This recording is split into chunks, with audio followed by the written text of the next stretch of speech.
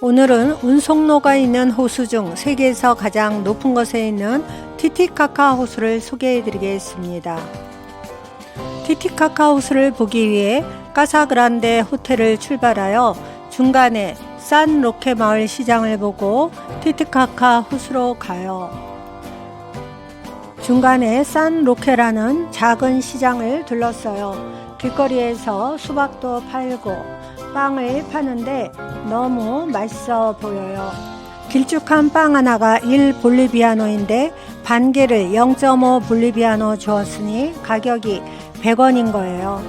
이곳 아이들도 물총놀이를 좋아해요. 토토라 뗏목 박물관에 도착하여 들어가서 구경해요. 티티카카 호수에 사는 원주민은 호수에서 자라는 토토라라고 하는 갈대를 이용하여 배를 만들어 운송 수단으로 이용해요. 이곳은 와타하타라는 지역이고 주민들은 아이마라 민족인데 직조 기술이 굉장히 뛰어나요. 전통 기술로 천을 짜는 과정을 직접 보여주고 있어요. 이런 기술은 유네스코 세계문화유산에 2002년에 등재되었어요. 라마뼈를 이용해 작업을 해요. 짜는 실은 알파카로 만져보면 굉장히 부드러워요.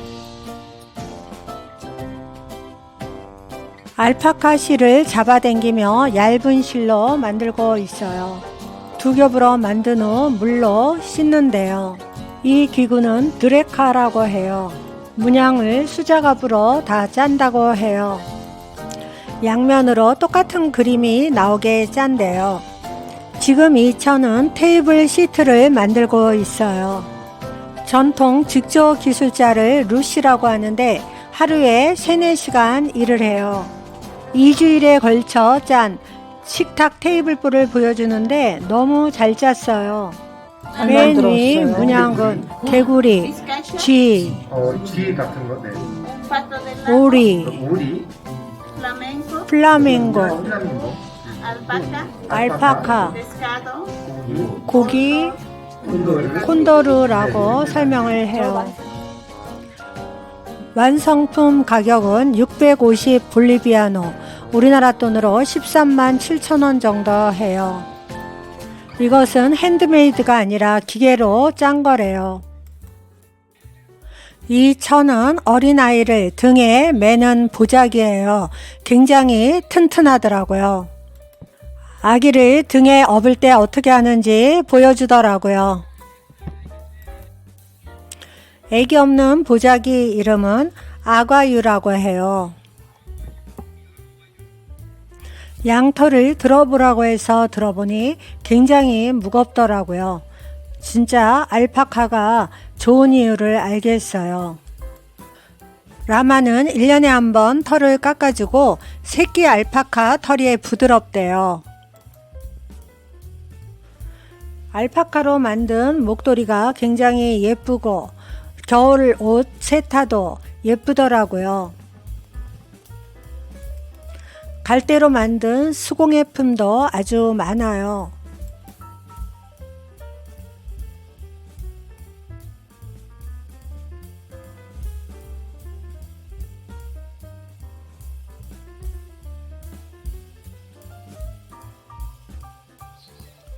빨간 옷 입으신 분은 갈대로 4대째 이어서 배를 만든 장인이에요. 이분의 어릴 때 모습이에요. 이분은 토토라 배 위주로 만들어요. 5가지 부위로 만들었어요. 이것이 갈대예요. 장인이 만든 대표적인 큰 배를 보여주고 있어요. 사진에 나온 배는 태평양을 100일 동안 항해를 했대요. 이 배 이름은 라도스인데 18톤이고 57일 동안 항해를 했대요. 아프리카인이 만든 라원이라는 배는 항해 도중 중간에 침몰했대요. 이 배를 만드는데 4개월이 걸리고 손수 수작업을 한대요. 배 12m 만드는데 12,000 볼리비아노가 든대요. 갈대로 배 만드는 실력이 대단하더라고요. 티티카카 호수를 가는데 갈대로 배를 만들고 있어요. 직접 토토라 배를 탈 거예요. 갈대로는 인공섬도 만드는데 인공섬은 45개가 넘으며 우로스 인공섬에는 350여 명의 우루족이 살아요. 배 모양이 참 아름다워요. 이 배에 물이 스며들지 않고 튼튼하다는 것이 참 신기하더라고요. 드디어 티티카카 호수로 나가요. 티티카카 호수는 해발 3,812m 안데스 고원에 있는 호수로 페루와 볼리비아 사이에 위치해 있어요. 볼리비아가 동편의 40%, 페루는 서편의 60%를 나뉘어서 갖고 있어요.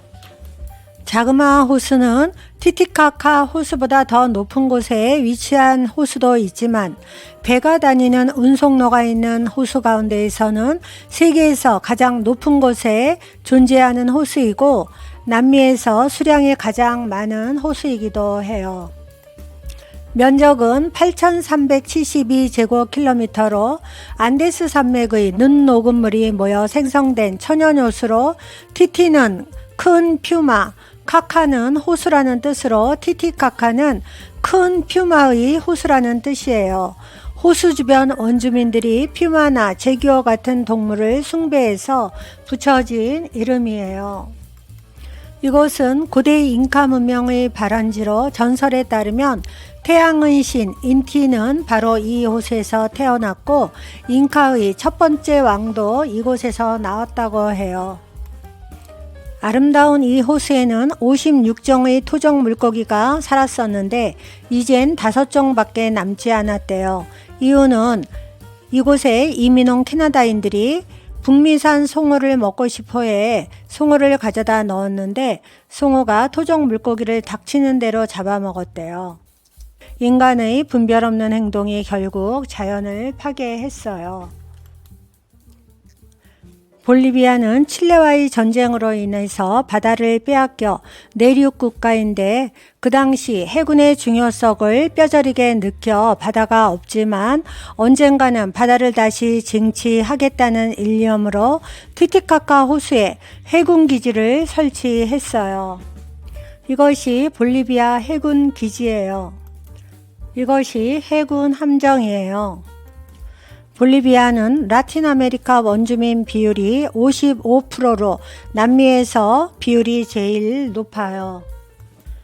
호수가 너무 넓어서 바다와 같은 착각이 들 정도로 수평선 끝이 아득해요. 망망대해와 같은 티티카카 호수는 면적이 충청남도보다 넓어서 육지 속의 바다라고 할 수 있어요. 시간이 흘러서도 자신들만의 역사와 전통을 지켜나가는 모습이 보기 좋았어요.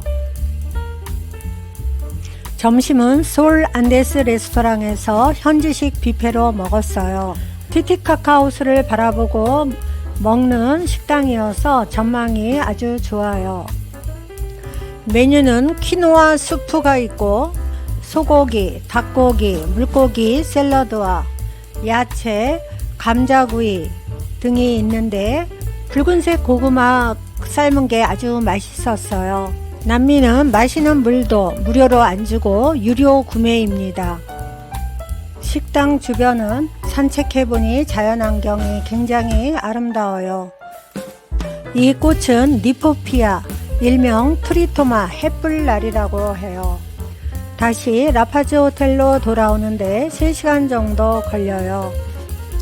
차창 밖으로 보이는 풍경은 우리나라 60년대 풍경과 비슷해요. 시장이 섰는데 다 천막을 치고 노점상이에요. 볼리비아 여성들은 전통 의상을 많이 입는데 치마가 5겹이래요.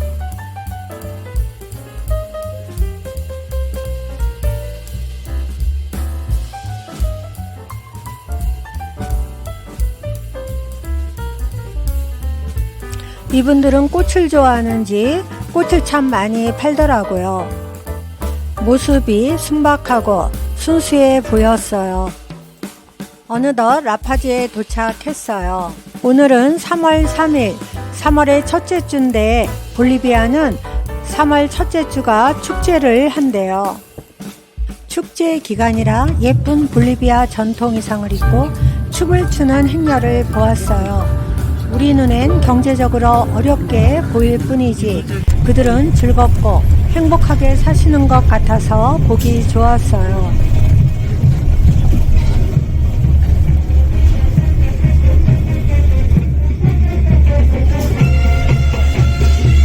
오늘도 볼리비아 라파즈 시티 투어 영상을 봐주셔서 진심으로 감사드립니다. 다음 영상은 지구상에서 가장 큰 거울 우유니 사막을 소개해 드리겠습니다. 많은 시청 바랍니다.